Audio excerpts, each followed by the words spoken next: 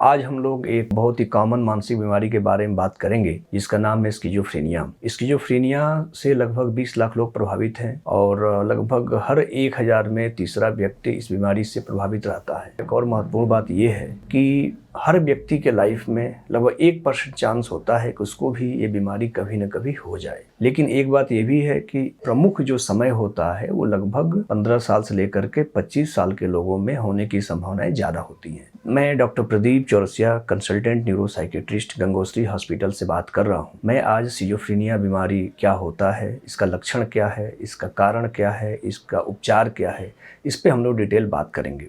तो जो ये बीमारी है जिसको हम लोग स्किज़ोफ्रेनिया बोलते हैं, इसमें व्यक्ति के बेसिकली सोचने की क्षमता प्रभावित होती है, उसकी भावनाएं मतलब कि इमोशन प्रभावित होती हैं। थॉट और इमोशन परिवर्तित होने के वजह से व्यक्ति की व्यवहार में भी परिवर्तन हो जाता है। तो ये आमतौर पे हर मानसिक बीमारी में ही होता है कि जब व्यक्ति के व्यवहार में परिवर्तन होता है, उसके बिहेवियर में परिवर्तन होता है, तब आसपास के लोग जानते हैं और उसे डॉक्टर के पास ले जाते हैं। अगर हम लोग इस बीमारी के लक्षण के बारे में बात करें तो सबसे कॉमन लक्षण होता है शंका करना। व्यक्ति शंका करता है। मरीज के घर वाले, मरीज के परिजन आकर के हम लोगों को बताते हैं कि डॉक्टर साहब 2-4 लोग आपस में बात करते हुए दिखाई देंगे तो व्यक्ति के शंका का लेवल इतना ज्यादा होता है कि मरीज सोचता है कि वो लोग मेरे बारे में ही बात कर रहे होंगे। ये तो पहला लक्षण शंका हो गया। दूसरी लक्षण है कि बेवजह कानों में आवाजें सुनाई देना। जिस प्रकार की आवाजें कान में सुनाई देती हैं उस प्रकार का बिहेवियर शो करता है। तीसरी कॉमन लक्षण के बारे में बात करूं तो ये होता है कि व्यक्ति बिना किसी वजह का हंसता रहेगा, मुस्कुराता रहेगा या अपने आप से बातें करता रहेगा। ये 3 महत्वपूर्ण कारण है। इन 3 महत्वपूर्ण कारण के वजह से व्यक्ति के व्यवहार में बहुत ज्यादा परिवर्तन दिखाई देने को मिलता है। इसके अलावा अगर हम लोग बात करें, कुछ मरीज ऐसे आते हैं और कहते हैं कि डॉक्टर साहब हमारे घर में कैमरा लगा लिया गया है, हमारी रिकॉर्डिंग की जा रही है और कहीं की पुलिस हमारे पीछे पड़ी हुई है। एक ये भी कारण है। इसके अलावा कुछ मरीज ऐसे बोलते हैं कि डॉक्टर साहब हमारा सारे इलेक्ट्रॉनिक डिवाइस जैसे कि मोबाइल हो गया, कंप्यूटर हो गया, लैपटॉप हो गया, ये सारी चीजें हैक कर ली गई हैं और हैक करके हमारे पर्सनल इंफॉर्मेशन को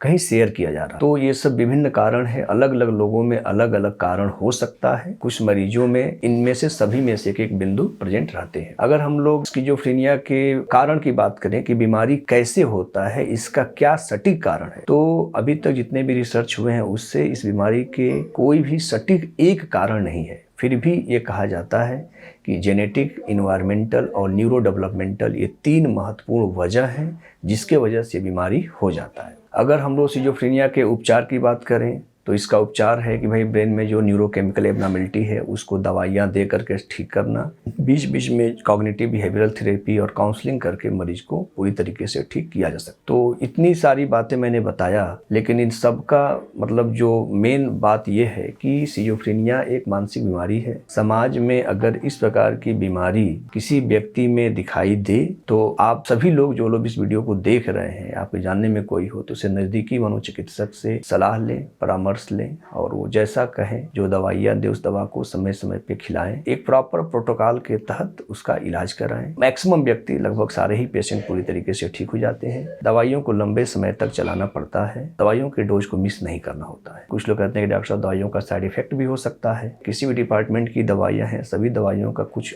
इफेक्ट तो कुछ साइड इफेक्ट तो जरूर ही रहता है। प्रॉपर कंसल्टेशन में होते हैं, विजिट में होते हैं तो डॉक्टर दवाइयों के साइड इफेक्ट को भी ठीक करते रहते हैं। बहुत बहुत धन्यवाद। आप लोग इस वीडियो को देखें और समाज में जागरूकता फैलाएं।